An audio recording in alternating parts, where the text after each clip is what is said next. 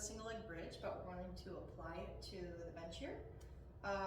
Key things to remember when you're doing this is always have that slight scoop of your pelvis to make sure that you're engaging your pelvic floor and your core and your glutes.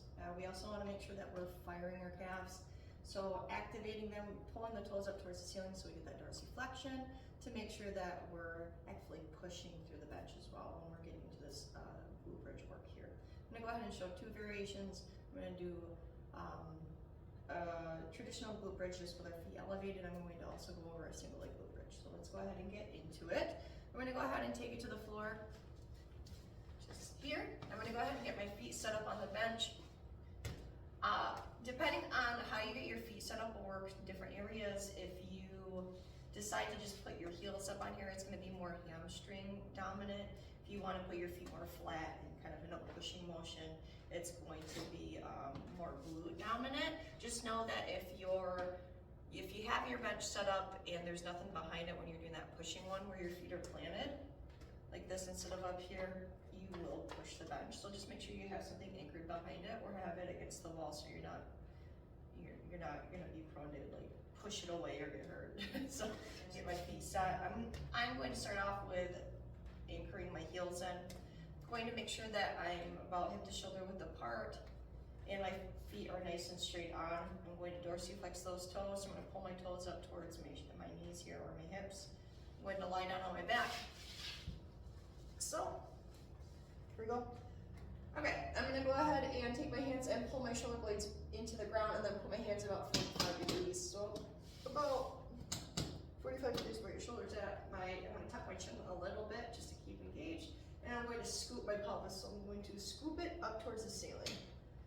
I'm gonna take a deep breath in, a little back breath out to help brace. And I'm gonna draw my abdominals up and in. Okay, this is my starting position. So from here, I'm going to drive my heels in. I'm going to scoop my pelvis up and go about tabletop here. Hold 1, 2, and then lower. Deep breath in. Squeeze the glutes, 1, 2, and lower. Big breath out. Your breathing will change how you engage as well. So if you're taking a deep breath into the top, you're keeping your core nice and tight.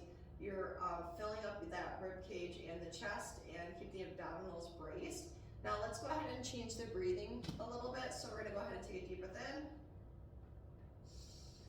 We're gonna take a deep breath out the top, drawing everything up and in, and then deep breath in and lower.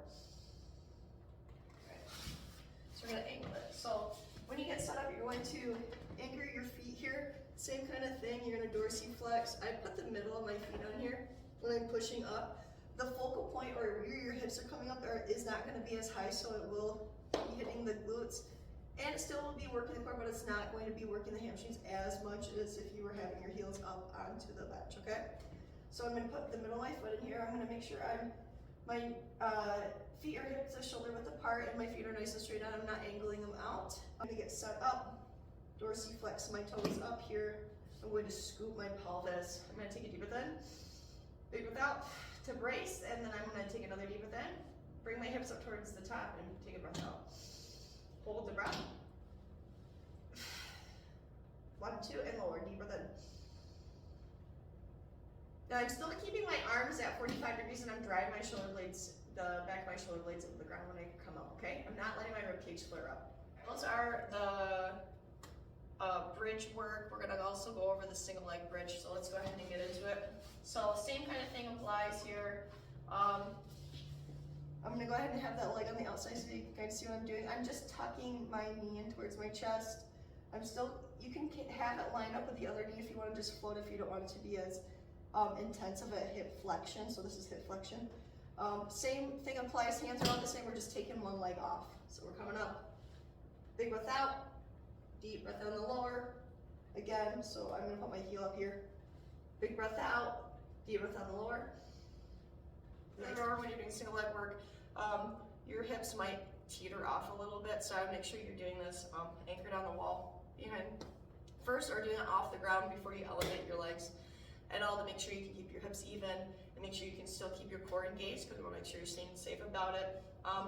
If it does get challenging with this position, put a ball in between your knees at first, and keep that leg anchored in, because that will help you keep your hips even, and then slowly work your way off of the ball. So that is a single leg variation and a glute bridge variation on the bench.